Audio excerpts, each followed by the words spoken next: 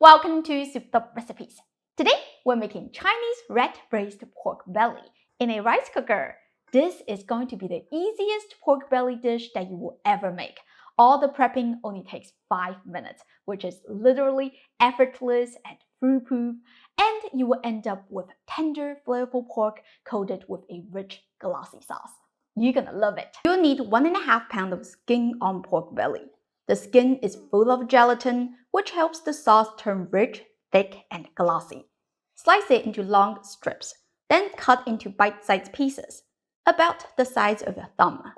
Since pork belly is naturally fatty, I recommend choosing a leaner cut for the best balance. Place it into the rice cooker, along with 6 scallions, 5 cloves of garlic, 5 slices of ginger, 1 stick of cinnamon, and 3 bay leaves. The cinnamon and bay leaves are optional. I personally love the extra aroma, but my sisters don't, so I sometimes skip them. Either way, the dish will turn out delicious. Don't stress about it at all.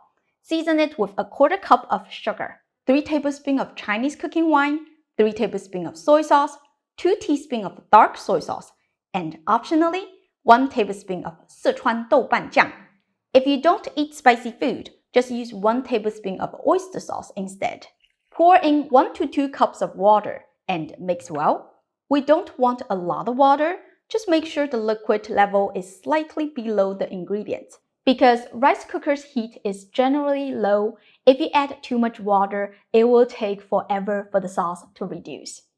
Press the cook button and let it cook for 1.5 to 2.5 hours. Every rice cooker's setting is different. For example, my rice cooker is pretty stupid that its longest time setting is 1.5 hours and it will stop cooking. I have to press the start button again so it can continue. During cooking, feel free to open the lid to check the doneness and adjust the cooking time based on the consistency of the sauce. If the liquid still looks thin, just let it go longer. As the liquid reduces, the color starts to darken. The sauce turns thick, glossy, and sticky, and the pork becomes melt in your mouth tender.